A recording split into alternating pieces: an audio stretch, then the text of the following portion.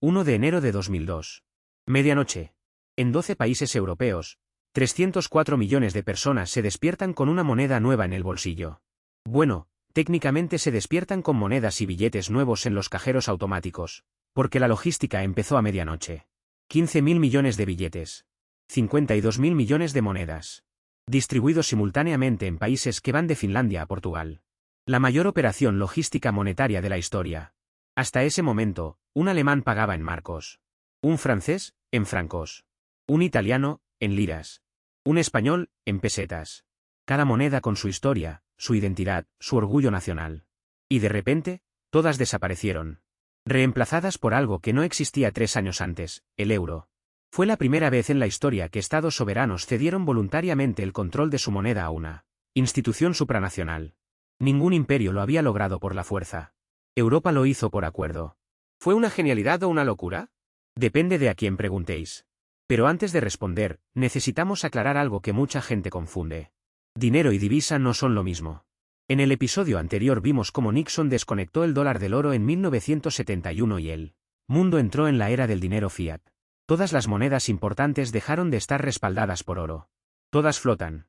Todas dependen de la confianza. Pero si todas son fiat, ¿por qué un dólar no vale lo mismo que un euro? ¿Por qué un euro no vale lo mismo que un peso?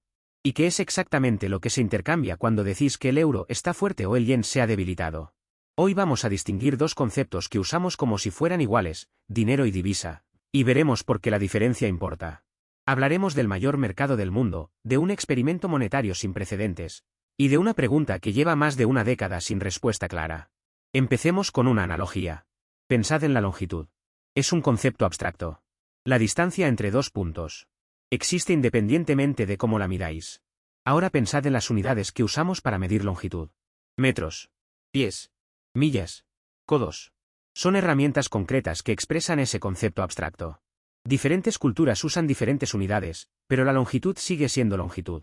Con el dinero pasa algo parecido. El dinero es el concepto. Es la idea de un medio de intercambio, una unidad de cuenta, un depósito de valor, las 3 funciones que aprendimos en el primer episodio de esta temporada. La divisa es la herramienta concreta.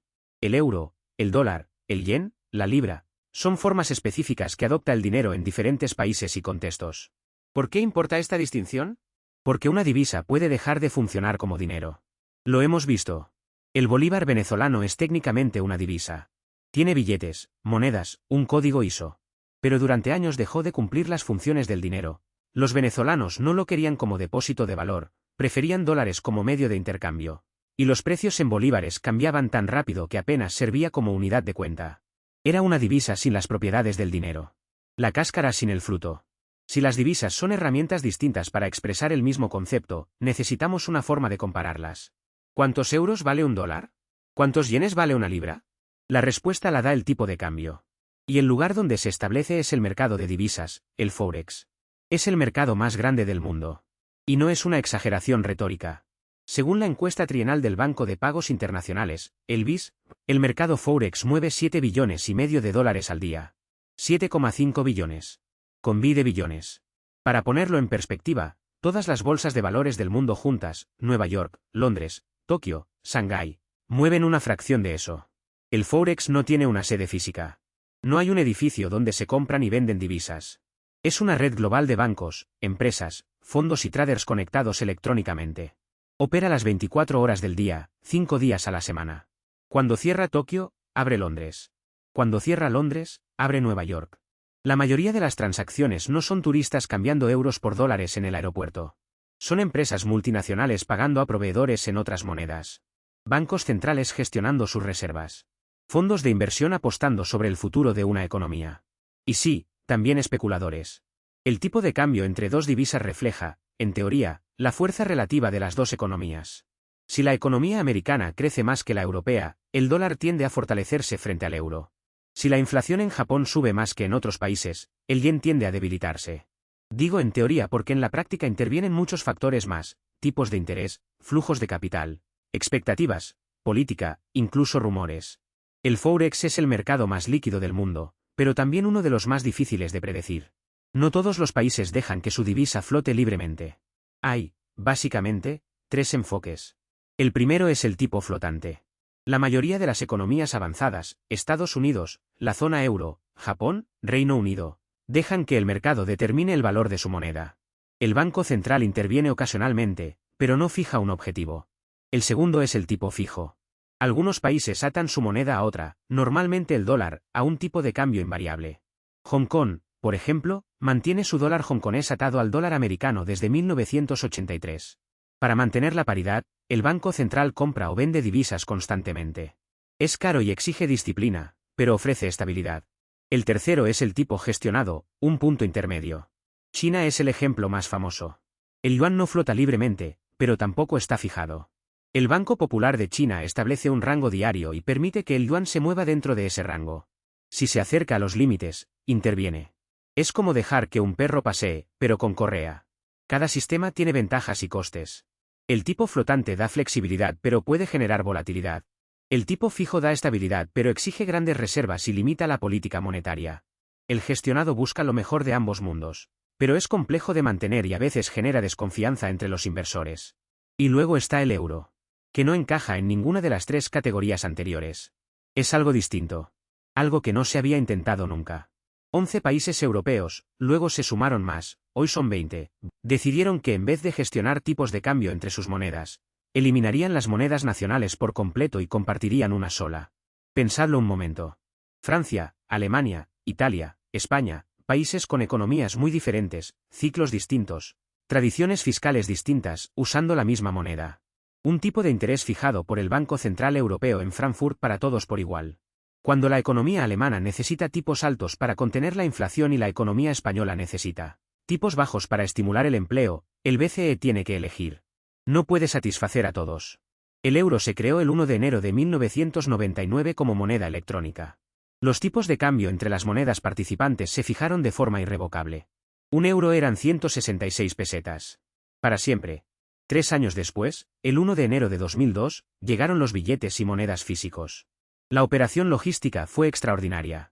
En España, por ejemplo, la gente tenía 2 meses para usar sus pesetas junto con los euros. Después, solo euros.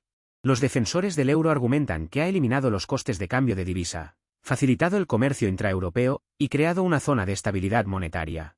Para un exportador español que vende a Alemania, no tener que preocuparse por el tipo de cambio es una ventaja enorme. Los críticos señalan que una moneda única sin una política fiscal unificada es inherentemente inestable.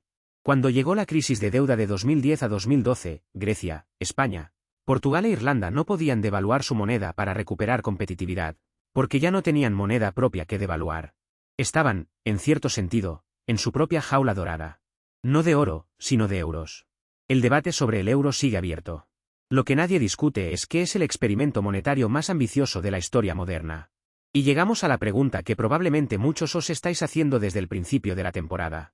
En 2009, una persona o grupo bajo el seudónimo de Satoshi Nakamoto lanzó Bitcoin.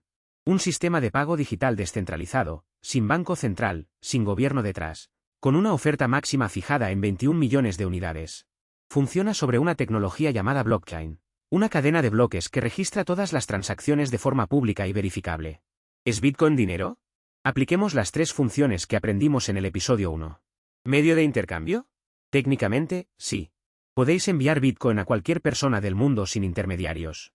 Pero en la práctica, muy pocos comercios lo aceptan para pagos cotidianos. Comprar un café con Bitcoin es posible, pero raro. Las transacciones pueden ser lentas y caras comparadas con una tarjeta de crédito. ¿Unidad de cuenta? Difícilmente. Casi nadie piensa en precios en Bitcoin.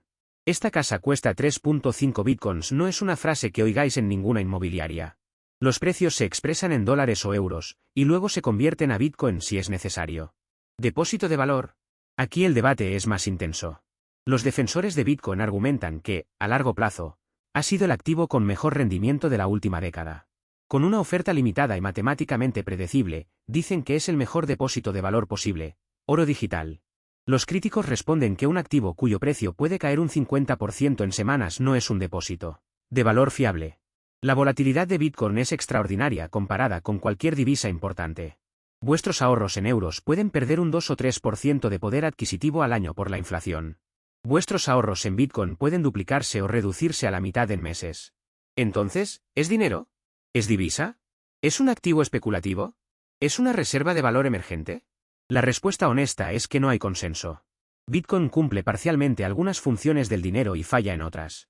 Es demasiado pronto, o demasiado tarde, según a quien preguntéis, para dar un veredicto definitivo. Lo que sí podemos decir es que Bitcoin ha reabierto una pregunta que creíamos cerrada. ¿Puede existir dinero sin Estado? Karl Menger, el economista austríaco que vimos en la temporada pasada, habría encontrado la idea fascinante. Georg Friedrich Knapp, el cartalista, la habría rechazado de plano. El debate continúa. Y eso, en sí mismo, es un dato. Pensad en una familia española en 2001. Han vivido toda su vida con pesetas.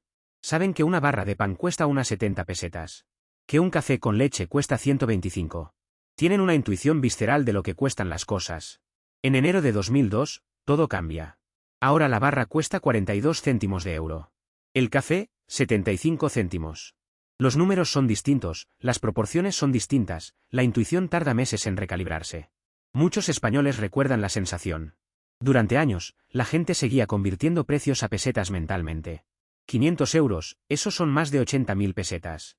El nuevo dinero funcionaba, pero no se sentía como propio.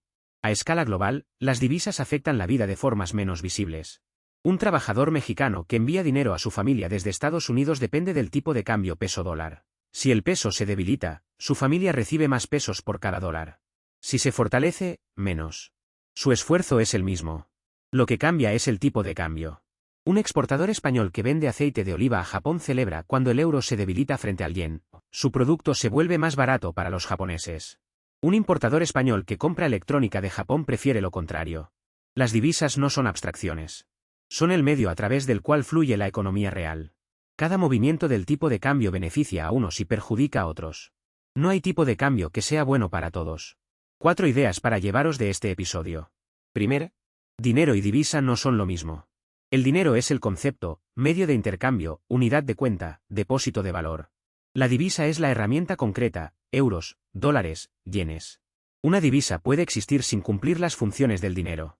Segunda, el mercado de divisas, el Forex, es el mercado más grande del mundo, con 7,5 billones de dólares negociados cada día. Los tipos de cambio reflejan la fuerza relativa de las economías, pero también expectativas, política y especulación. Tercer, el euro es el experimento monetario más ambicioso de la historia. 20 países comparten una moneda sin compartir completamente la política fiscal. Tiene ventajas enormes y riesgos estructurales que siguen sin resolverse. Cuarto, Bitcoin cumple parcialmente algunas funciones del dinero y falla en otras. Si es dinero, divisa, activo o algo nuevo, no hay consenso. Es una pregunta abierta. Dólares, euros, yenes, libras, guanes, Bitcoin. Compiten por ser aceptados. Por ser usados. Por ser confiados. ¿Pero aceptados? ¿Por qué? Si ya no hay oro detrás, ¿qué hace que un trozo de papel, o un número en una pantalla, tenga valor? En el próximo episodio cerramos esta temporada con la pregunta definitiva, ¿qué le da valor al dinero? La respuesta es más interesante, y más complicada, de lo que parece.